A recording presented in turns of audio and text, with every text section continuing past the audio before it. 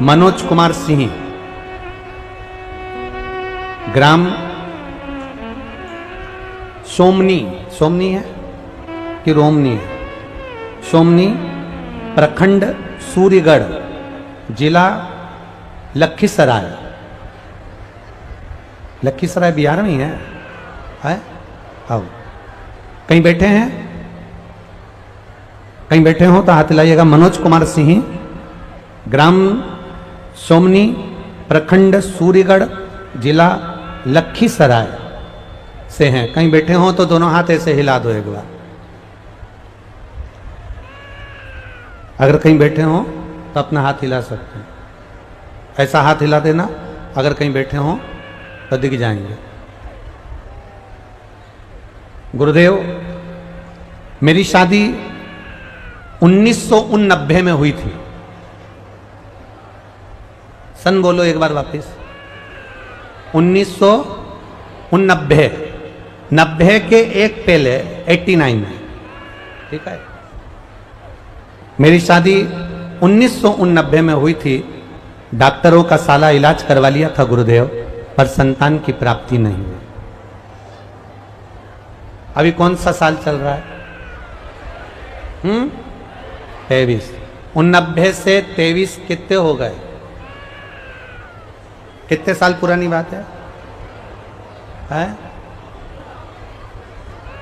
34।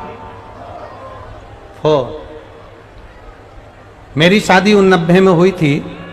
सारे डॉक्टरों का इलाज करवाया पर संतान की प्राप्ति नहीं हुई गुरुदेव। आखिरी में यह मान लिया कि भगवान को ही पुत्र मानो, अब कोई संतान नहीं, संतान का सुख नहीं।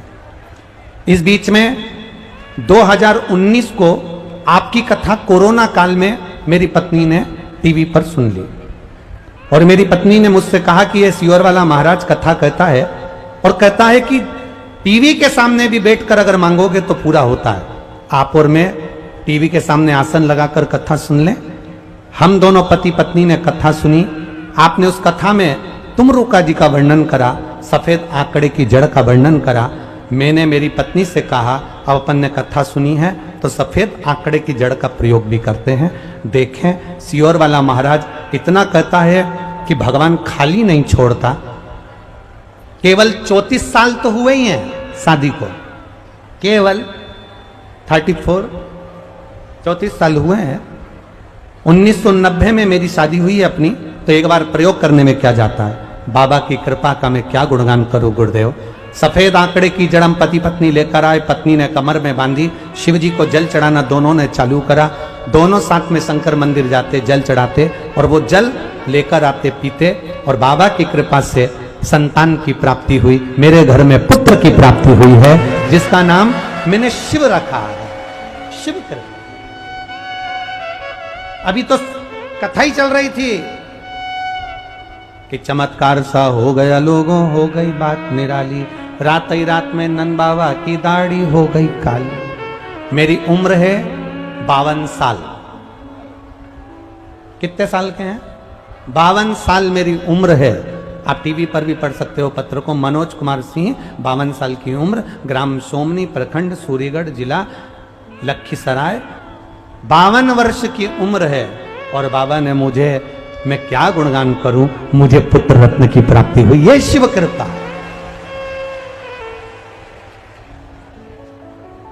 ओघ महापुराण की कथा कहती है महाराज, पूर्णिमा का जो चंद्र है वो विशाल का है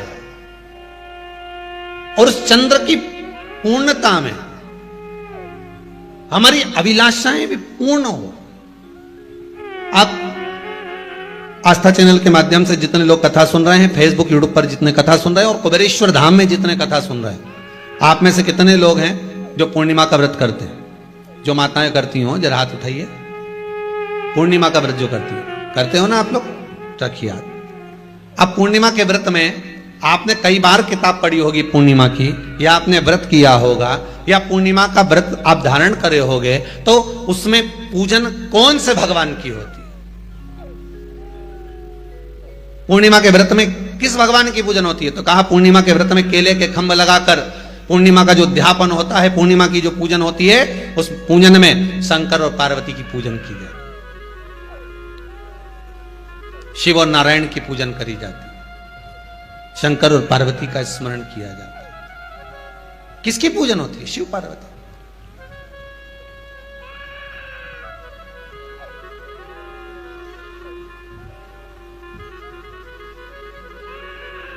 क्यों शंकर और पार्वती का पूजन क्यों करा जाता है पूर्णिमा के व्रत में? क्योंकि शिव और माता पार्वती ही केवल एक ऐसे हैं जिन्होंने अपूर्ण लक्ष्मी को भी पूर्ण बना दिया था। किसको पूर्ण बनाया है? लक्ष्मी।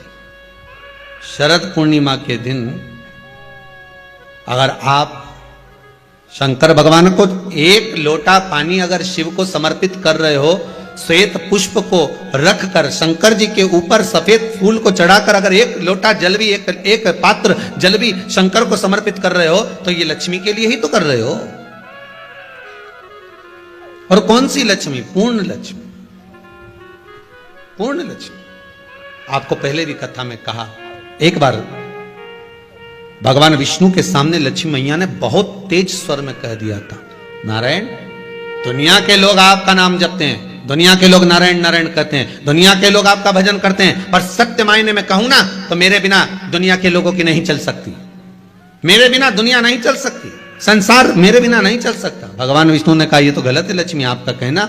एक दिन लक्ष्मी को अहंकार आ गया, अहंकार के संबोधन जब माता लक्ष्मी करने लगी तो भगवान, उसी समय पर भगवान विष्णु को क्रोध आ गया और भगवान विष्णु ने कह दिया, लक्ष्मी तू इतनी बड़ी बड़ी बात कहती है कि तेरे बिना नहीं रह सकती संसार। मैं तुझे कहता हूं लक्ष्मी, तू अपूर्ण है, तू अपूर्ण है, तू पूर्ण कब हो गई?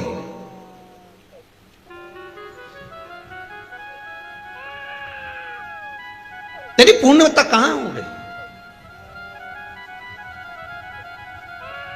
लक्ष्मी की आंख से आंसू बहने लगे, आज आपने मुझे अपूर्ण कहा है।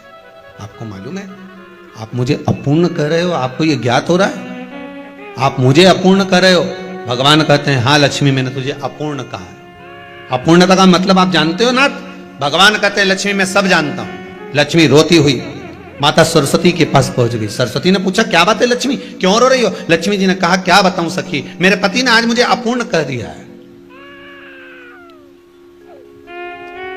तो क्यों रो रही है तू? अपूर्ण अगर कह दिया, पति ने ही तो कहा है ना, तो क्यों रोना? चल मेरे साथ में। और सरस्वती मैया माता लक्ष्मी को लेकर सीधे पहुंच गई माता पार्वती के यहां। माता पार्वती के यहां जब पहुंची है, माता पार्वती ने लक्ष्मी जी को देखा और सरस्वती को देखा तो पूछा कि बात क्या है, क्या हो गया ऐसा, क्या हुआ, क्या है ऐसा जो तुम दोनों आज मेरे पास में आई? क्या हुआ? पार्वती जी कुछ बोलती, शिव जी का ध्यान माता सरस्वती की ओर और लक्ष्मी की ओर गया और भगवान शंकर जान गए कि आज भगवान नारायण ने लक्ष्मी जी को अपूर्ण कहा है। अब देखें माता पार्वती क्या कर सकती है, इसको पूर्ण बनाने के लिए करेगी क्या? क्या हुआ? माता सरस्वती जी बोली, लक्ष्मी को अपूर्ण कह दिया। अपूर्ण कह दिया? हाँ, तो क्या सोचना उसके लिए, इसको मैं अभी पूर्ण बना देती हूं। माता जगत जननी पार्वती ने गोदी में विराजमान गणेश जी को उठाया और उठाकर लक्ष्मी जी की गोद में दे दिया। ले लक्ष्मी, आज से तू पूर्ण हो गई। लक्ष्मी, आज से तू पूर्ण है। गोदी में जब तक संतान नहीं है तो नारी को लोग अपूर्ण समझते हैं, पर माता पार्वती जी ने संपूर्ण ब्रह्मांड में एक सिद्धता प्रदान कर दी कि अपने गोदी के लाल को, अपने गोदी के पुत्र को माता ने लक्ष्मी की गोद में देकर लक्ष्मी को पूर्ण बना दिया। वो दिन कौन सा था? यही शरद पूर्णिमा का दिन था। कौन सा दिन? आवाज पकड़ लो। यही शरद पूर्णिमा का दिन था।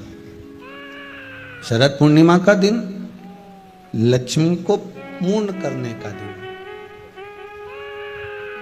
पूर्ण करने का। केवल अमृत ही नहीं बरसता, शरद पूर्णिमा के दिन लक्ष्मी भी बरसती है। लक्ष्मी पूर्णिमा के कितने व्रत होते हैं? बोलते जाओ जरा, जल्दी जल्दी बोलो। पूर्णिमा के नारियों को, स्त्रियों को अखंड सौभाग्य के लिए जो नारी वैधव्य नहीं होना चाहती है, उस नारी को पूर्णिमा के कितने व्रत करना चाहिए? जिस नारी के यहाँ संतान नहीं हो, औलाद नहीं हो, उसको पूर्णिमा के कितने व्रत?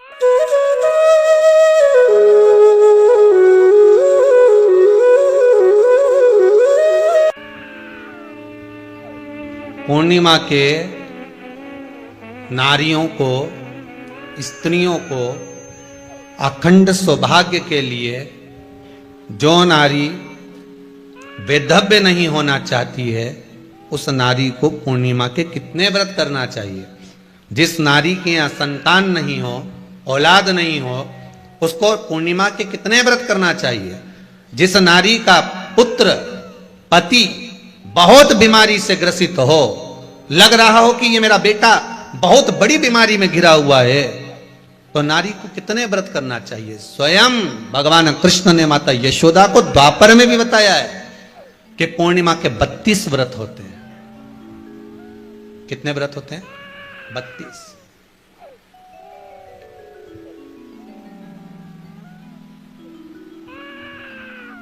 स्वयं भगवान कृष्ण यशोदा रानी को, माता यशोदा जी को भी बता रहे हैं 32 व्रत। अब आपको किसी ने बता दिया होगा कि 8 कर लो, 7 कर लो, 6 कर लो, 12 कर लो, इसलिए आपने बोला कि 12 कर लीजिए, 32 कर लीजिए। अरे यहां तो द्वापर की कथा भी कहती है। यशोदा जी ने एक बार भगवान कृष्ण को रोक कर कह दिया, ए कन्हैया रुको। कन्हैया बोले, बोलो मां क्या बात है? कन्हैया जरा रुकिए, इधर आओ जरा। भगवान कृष्ण आए। हाँ मां बोलिए। किस जगह का प्रसंग है ये? जिस समय पर राधा रानी कुरुक्षेत्र में नंद बाबा और यशोदा जी को लेकर कुरुक्षेत्र के कुंड में, ब्रह्म सरोवर में स्नान कराने के लिए लेकर जाती है, ग्रहण का समय पर।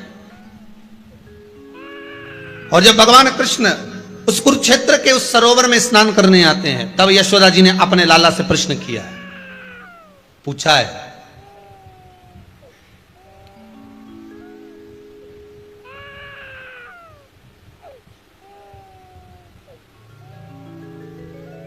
कि नारी वैधव्य होकर ना मरे।